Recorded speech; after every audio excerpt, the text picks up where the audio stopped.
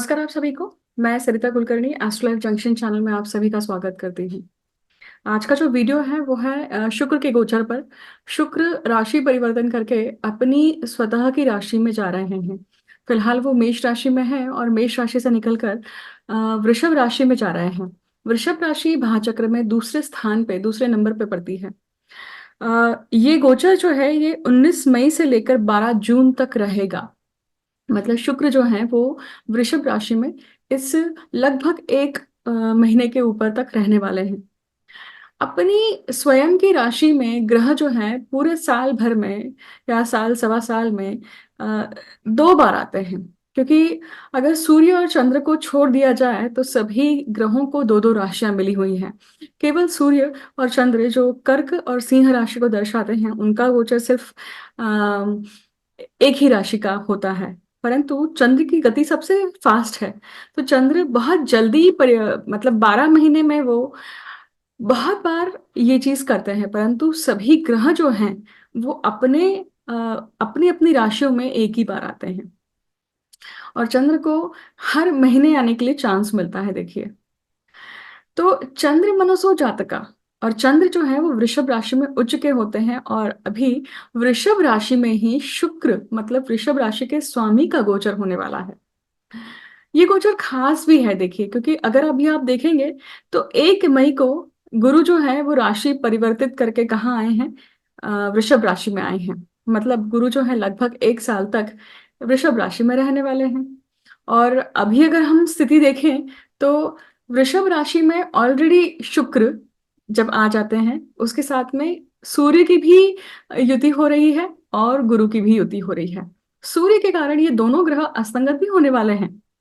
परंतु अस्तंगत स्थिति से जब निकलते हैं या अस्तंगत होने के पहले उनके क्या प्रभाव रहेंगे, इसके ऊपर हम इस वीडियो में चर्चा करने वाले हैं।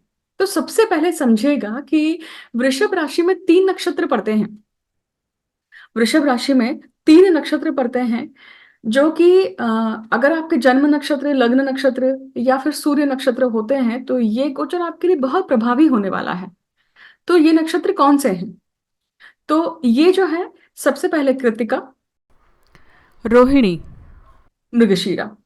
तो ये 3 नक्षत्र अगर आपके लग्न में होते हैं तो वो आपके शारीरिक रूप पे परिणाम करने वाले हैं। शरीर पे उसका परिणाम दिखने वाले हैं। मैंने लग्न राशि और जन्म राशि के लिए खास एक वीडियो बनाया है। इसके पहले वाला जो वीडियो था उसमें मैंने स्पेसिफिकली बताया है कि आप गोचर लग्न राशि से या जन्म राशि से देखें, दोनों ही राशि से देखें। क्यों देखें, उसका फलित कैसे होगा, उस वीडियो में मैंने बात करी है। अगर आपने चेकआउट नहीं करा है तो वो वीडियो जरूर जाके चेकआउट करिएगा। फिर अगर मान लीजिए ये तीनों नक्षत्र आपके सूर्य इस नक्षत्र में स्थित होते हैं तो ये आपके आत्मिक जर्नी या फिर आपके करियर, आपके इंडिविजुअल आइडेंटिटी के को लेकर जो भी चीजें होती हैं जीवन में, आइडेंटिटी क्राइसिस कहिए या फिर आइडेंटिटी को लेकर कुछ ना कुछ रिवॉर्ड कहिए, किसी भी तरह से अगर आइडेंटिटी या हमारी आत्मा पे उस चीज का परिणाम होता है तो भी सूर्य नक्षत्र को देखा जाता है। करियर के पॉइंट ऑफ व्यू से जब जब आप देखते हैं तो किसी भी व्यक्ति की पहचान वो क्या काम करता है उससे होती है, राइट। उसका नाम और उसका काम उसके पहले पहुंच जाता है। तो इसलिए सूर्य नक्षत्र को भी बहुत इंपॉर्टेंस दिया गया है। इसी के साथ साथ अगर जैमिनी कारका देखें हम तो जो सबसे हाईएस्ट डिग्री पे जो ग्रह होता है उसे हम आत्मकारक ग्रह कहते हैं। मतलब आपकी पत्रिका में जिस भी ग्रह की डिग्री सबसे हाईएस्ट है तो वो आपका आत्मकारक ग्रह है। अगर आत्मकारक ग्रह भी इन 3 नक्षत्रों में बैठ जाए तो भी ये गोचर बहुत परिणामकारक होगा। ये गोचर इसलिए भी परिणामकारक ज्यादा है क्योंकि 3 ग्रहों की त्रिकूट यहाँ पे जमा हुआ है। और त्रिकूट जब जमता है तो उसमें से अगर दो ऐसे ग्रह शुक्र और गुरु, अगर दोनों ही ग्रह जो एक दैत्यों के गुरु हैं एक देवों के गुरु हैं, वो अगर यहाँ पे आकर किसी राशि में अगर कुछ परिणाम देने के लिए बैठते हैं, मतलब भ्रमण करते हैं, तो इसका अर्थ है कि वो टाइम पीरियड बहुत इंपॉर्टेंट होने वाला है।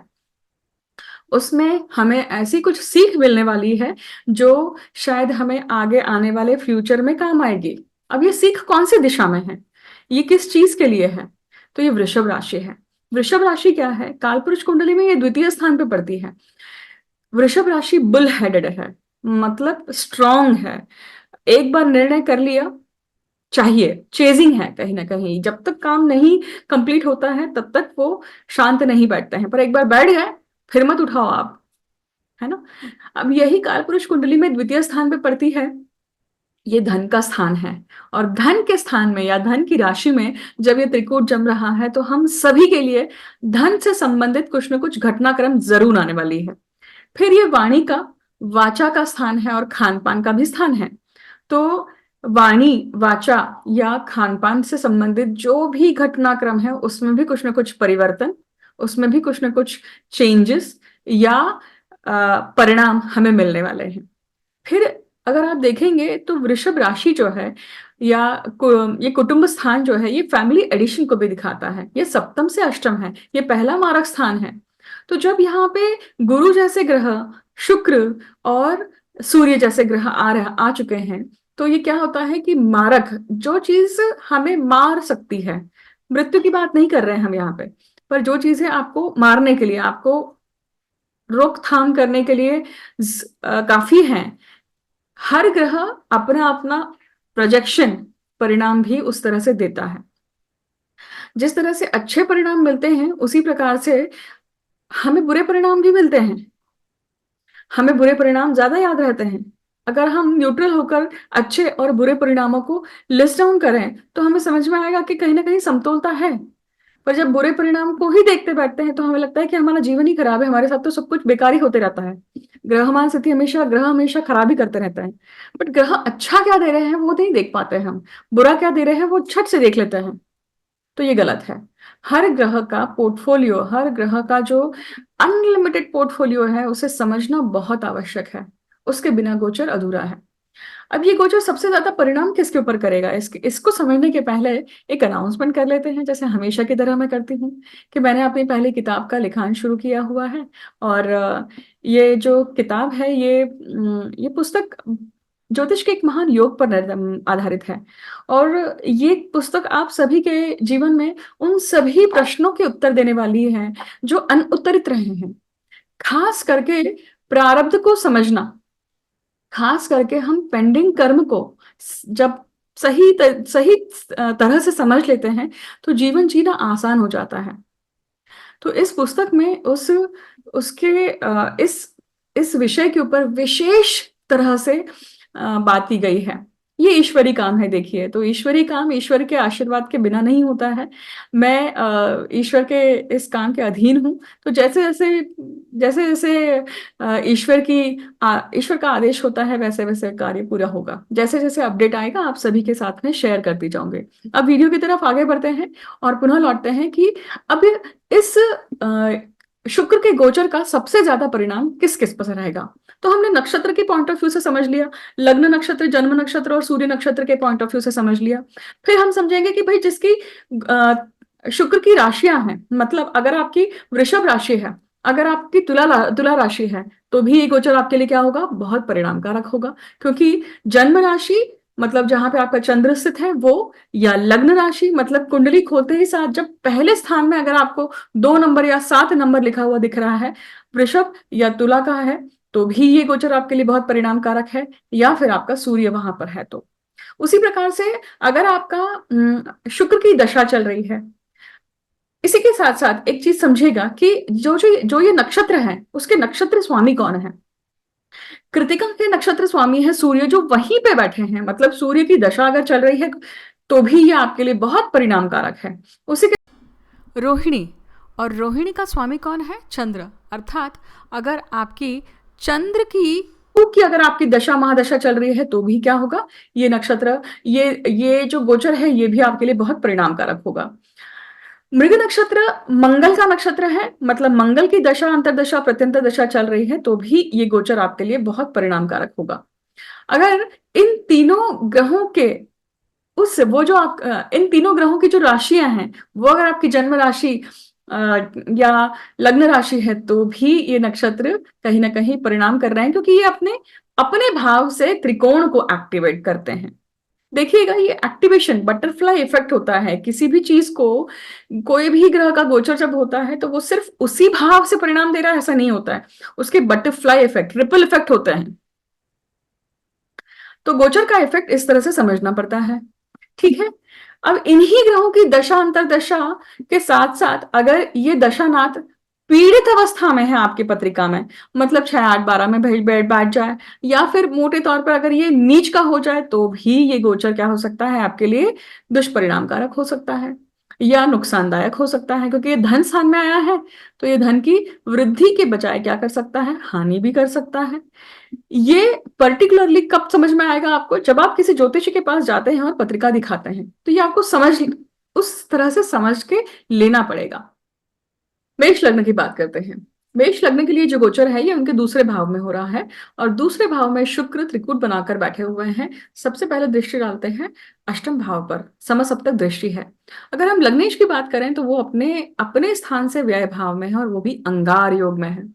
तो एक बात याद रखिएगा कि मेष लग्न के लिए ये जो गोचर है ये बड़ा दुधारी तलवार के समान है। क्यों? क्योंकि आप अगर देखेंगे तो लग्न को ही पाप करतरी लगी हुई है, क्योंकि पीछे राहु मंगल है और आगे सूर्य है, पर गुरु और शुक्र के साथ यहाँ पे संलग्न हो रहे हैं।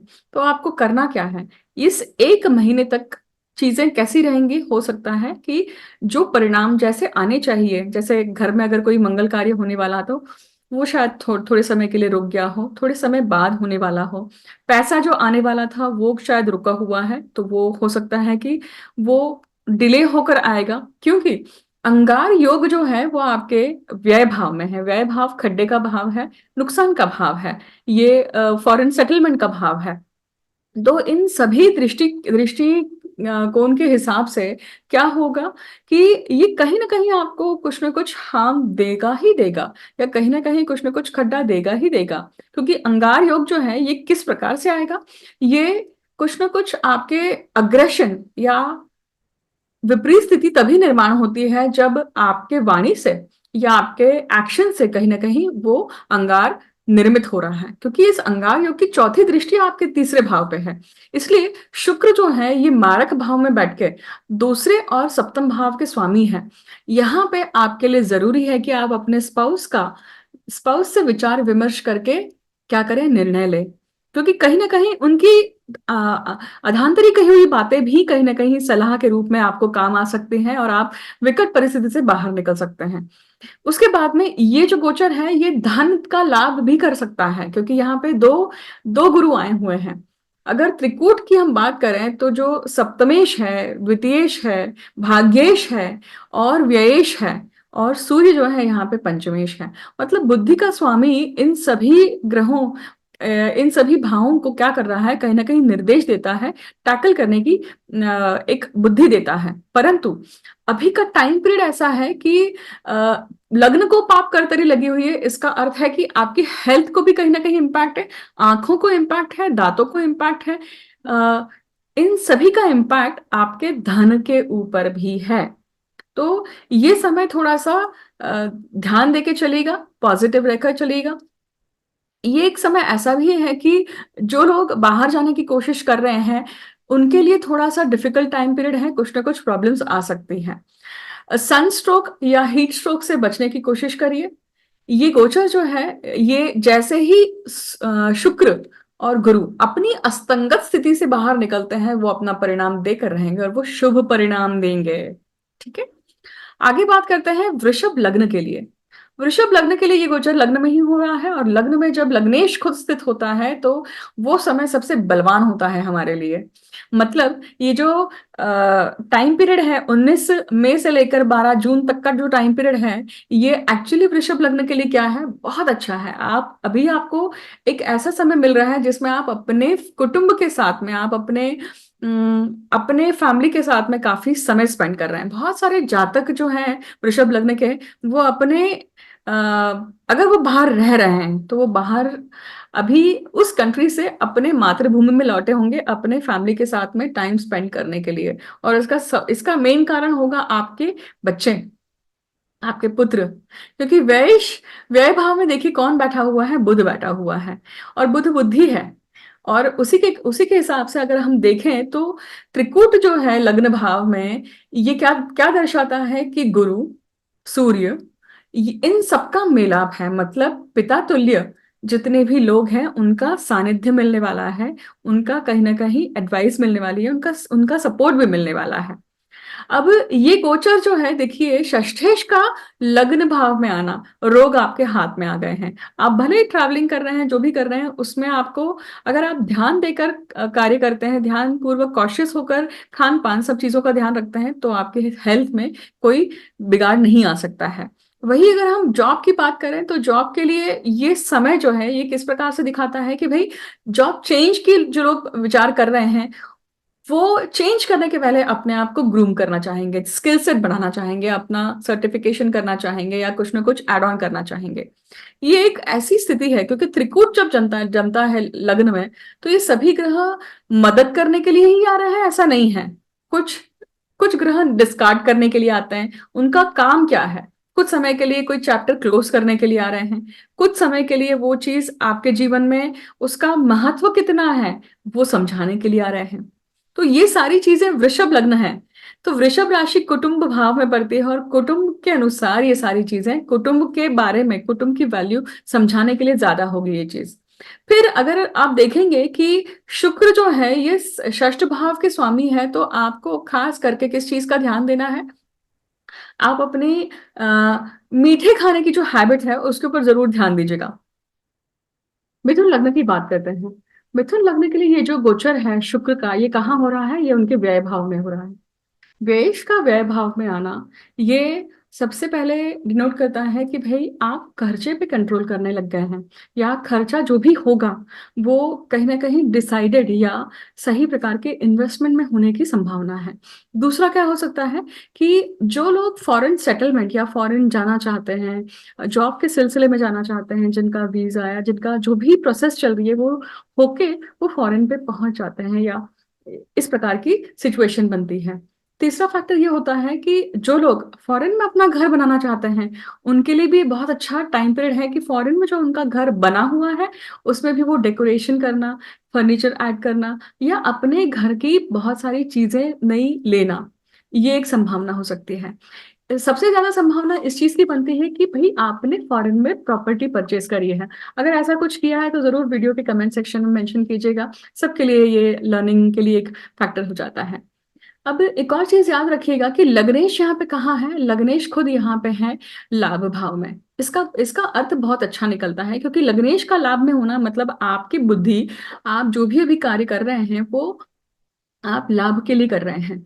तो ये लाभ मिलने वाला है। किस चीज का लाभ मिलने वाला है? तो सबसे पहले तो हमने प्रॉपर्टी की बात करी, वास्तु की बात करी, आपके जॉब के सिलसिले में भी आपकी खुशियों के लिए। फिर देखिएगा ये लाभ कहाँ से, किसकी मदद से आएगा? ये कॉन्टैक्ट सर्कल के या फिर आपके मित्रों से, आपके जितने भी स्पाउस, आपके जितने भी मित्र मंडल ऐसे जो यंग है एज में, उनसे ज्यादा आने की संभावना है। फिर ये एक और चीज दर्शाता है कि आप अपने इनलॉज की तरफ से भी आपको कहीं ना कहीं कुछ सपोर्ट सिस्टम यहाँ पे मिलने वाला है, इनलॉज के साथ में आपका टाइम स्पेंड ज्यादा होने वाला है, इसकी भी संभावना ज्यादा दिखाई देती है। अब देखिए जॉब के पॉइंट ऑफ व्यू से या सर्विस के पॉइंट ऑफ व्यू से अगर हम बात करें तो ये गोचर जो है ये किस प्रकार से है? नॉर्मल है। इसमें एक चीज आपको ध्यान रखना है कि भाई ये शुक्र जो है ये रिलेशनशिप के कारक हैं। ये वाणी के राशि में बैठे हुए हैं, तो ये क्या करेगा?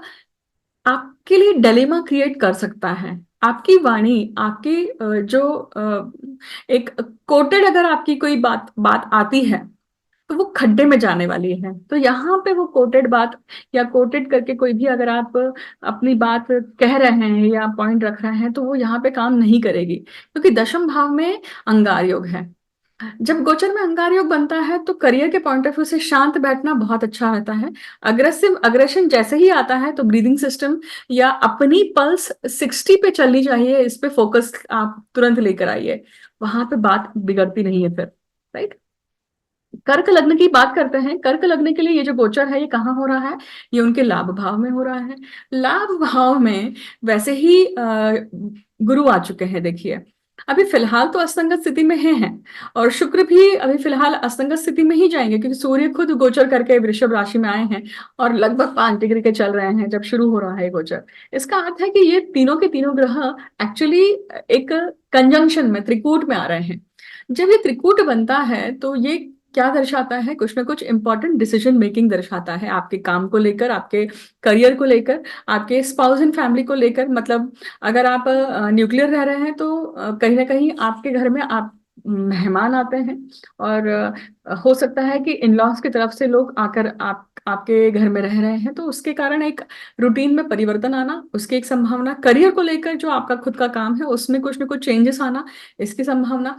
बुध यहाँ पे देखिए दशम भाव में है, इसलिए बुद्धि से आप अपने काम को अभी करने की कोशिश कर रहे हैं। जो सर्विस वाले लोग हैं वो डेफिनेटली सोच रहे हैं कि जो आप जॉब कर रहे हैं उसमें मुझे प्रमोशन या कुछ ना कुछ बेनिफिट्स मिलने के चांसेस, या ये चीज होनी चाहिए, राइट? इसके लिए आपके प्रयत्न हैं। परंतु पिता तुल्य लोग जो हैं, या इवन आपके जो रिलीजियस सिस्टम है, आपका बिलीफ सिस्टम है, उसमें अंगार योग है। तो ये टाइम पीरियड कैसा रहेगा कि भाई कहीं ना कहीं विचारधारा भी यहाँ पे क्या हो रही है, डगमगा रही है, और उस विचारधारा में अग्रेशन है, तो उसे कंट्रोल करिए। आपके पिता तुल्य या जितने भी बड़े बुजुर्ग लोग हैं उनके साथ में आर्ग्यूमेंट, हीटेड आर्ग्यूमेंट में नहीं जाना है। कोशिश कीजिए कि उल्टा वहां पे आप अपना अच्छा, good foot, best foot forward रखें। अब एक और चीज ध्यान रखिएगा कि शुक्र यहाँ पे जैसे लाभेश है वैसे ही ये चतुर्थेश भी है। तो ये टाइम पीरियड है कि अगर आपने पिछले कुछ समय में घर लिया है या अपने ऑफिस लिया है, तो उसके रिनोवेशन के लिए, उसके इंटीरियर के लिए आपका काफी खर्चा हो रहा होगा। वैसे भी आपका 1-2 महीने से काफी खर्चा चल ही रहा होगा। बहुत सारे कर्क लग्न के जातकों के लिए ये चीज जरूर हुई होगी, इवन कुंभ लग्न के जातकों के लिए भी ये चीज हुई होगी। आगे बढ़ते हैं और देखते हैं कि सिंह लग्न के लिए ये जो गोचर है ये किस प्रकार से हो रहा है। दशम भाव में, कर्म के भाव में ये त्रिकूट हो रहा है।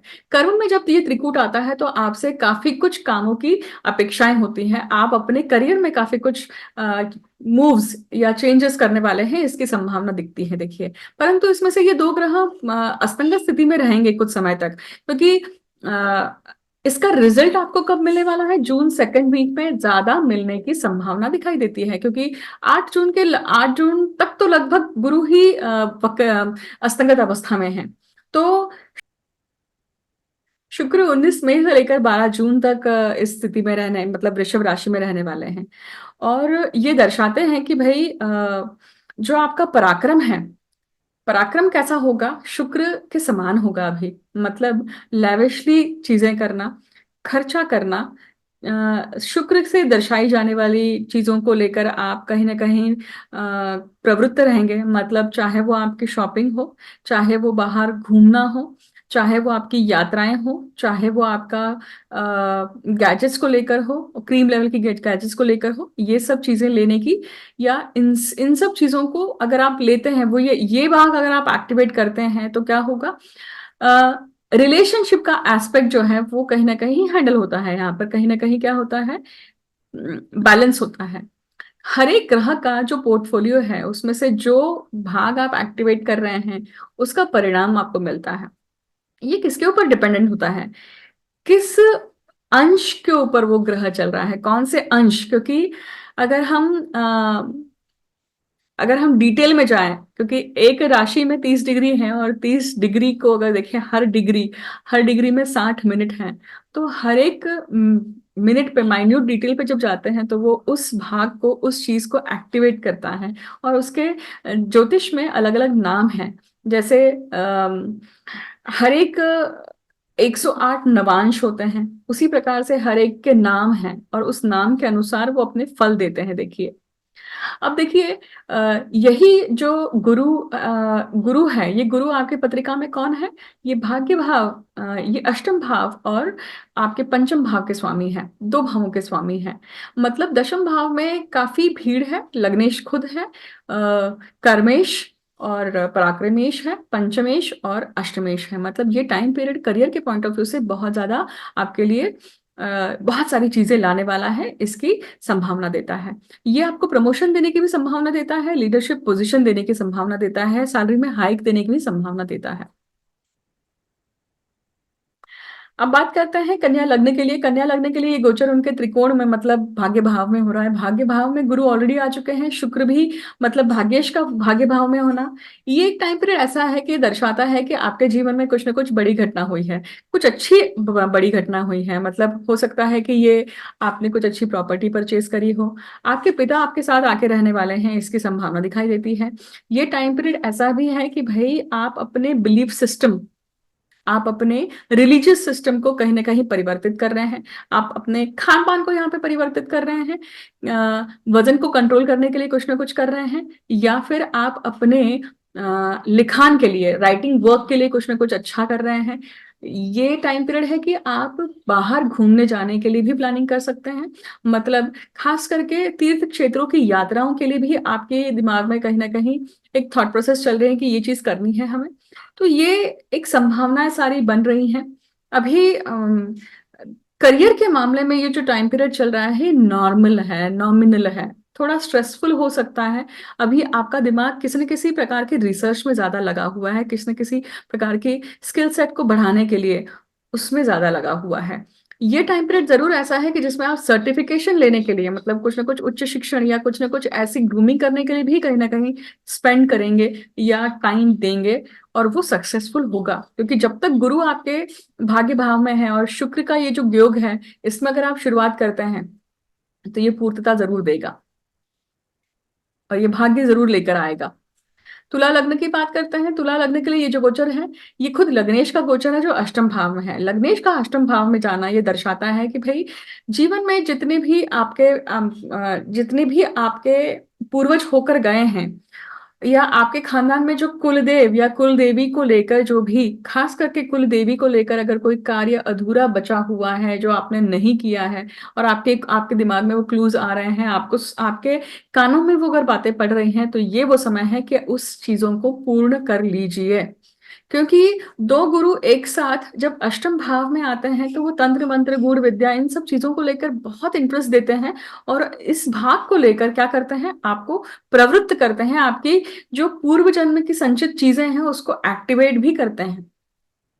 अष्टम भाव जो है ये पैतृक संपत्ति का है, क्रॉनिक डिसीजेस का है, दोनों का है। तो पैतृक संपत्ति से संबंधित कुछ ना कुछ घटनाक्रम मिलना, या प्रॉपर्टी मिलना, प्रॉपर्टी के विभाजन होना, उसका उस चीज का मतलब अगर कोई केस चल रहा हो उसका कंक्लूजन आना, इसकी भी संभावना दिखाई देती है। एग्रीकल्चरल लैंड को लेकर अगर कोई काम चल रहा है तो उसमें बढ़ोतरी होने की संभावना दिखाई देती है।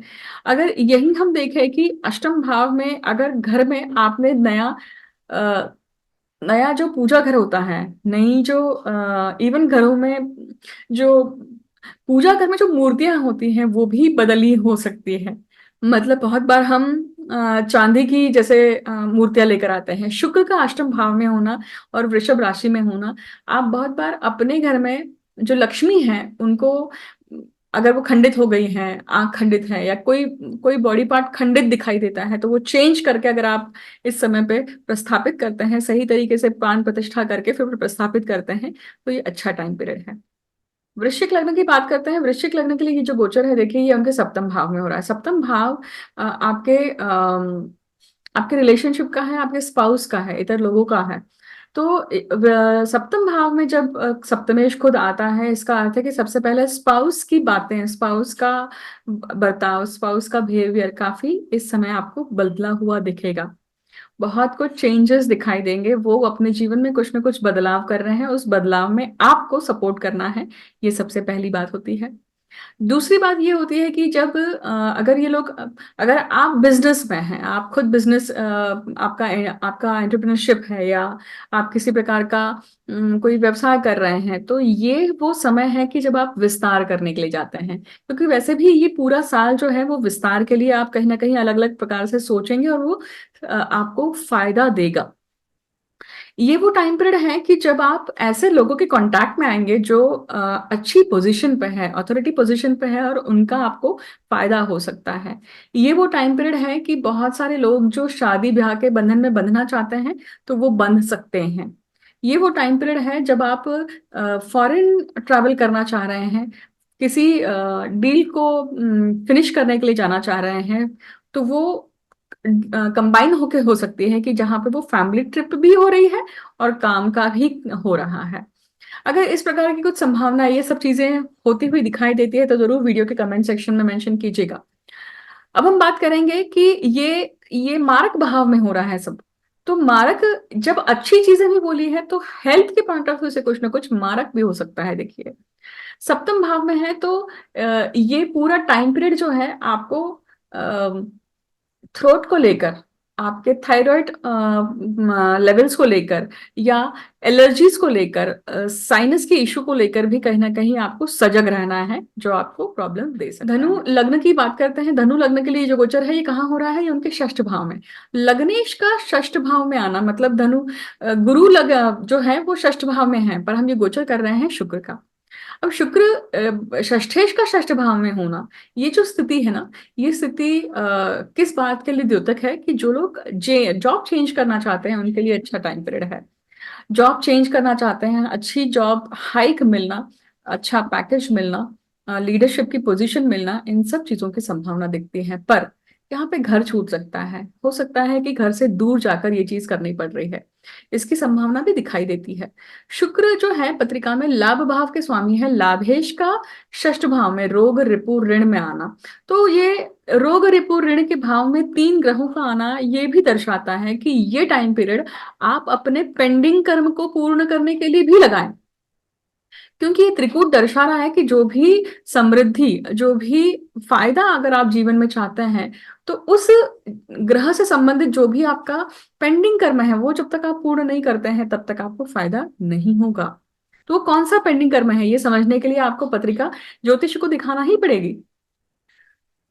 मकर लग्न की बात करते हैं। मकर लग्न के लिए जो गोचर है ये इनके पंचम भाव में हो रहा है, त्रिकोण भाव में हो रहा है। त्रिकोण भाव में है तो ये सबसे पहले तो देवी कृपा देता है, और पंचम भाव जो है वो दैवी कृपा, पूर्व पुण्य या मंत्र शक्ति, ये इन सब चीजों को जागृत करके, इन सब चीजों, अगर ये संबंध आपका गत जन्म का है, ये पुनः स्थापित करता है। मतलब ये टाइम पीरियड है कि आप इन सब चीजों को वापस से रिज्यूम करेंगे अपने जीवन में, जो आपके गत जन्म का फलित है, गत जन्म का स्किल है, गत जन्म की सिद्धि है। अगर आप साधक हैं तो, अगर आप ये सब चीजें करते आए हैं तो। पंचम भाव जो है वो दशम भाव से अष्टम है। इसका अर्थ है कि ये टाइम पीरियड है कि इवन मकर लग्न के लोग जातक जो हैं या मकर राशि के जातक हैं वो भी जॉब चेंज के लिए कहीं ना कहीं सोच रहे होंगे, और उनके लिए काफी अच्छा टाइम पीरियड है। संतति के हिसाब से अगर हम देखें तो शुक्र जो है यहाँ पे अपने ही भाव में है, तो ये बुद्धि के लिए बहुत अच्छा दृष्टि देते हैं। ये वो टाइम पीरियड है कि आप अपने अपने बच्चों के लिए एक ऐसी चीज, या अभी छुट्टियों का टाइम पीरियड वैसे ही चल रहा है, उन्हें ऐसा स्किल सेट दें, उन्हें ऐसा आप चाहे तो वो क्लास हो सकती है, कुछ सेशन हो सकते हैं, कुछ ऐसा जो उनके ब्रेन डेवलपमेंट में, जो उनके पर्सनालिटी डेवलपमेंट में हेल्प करे।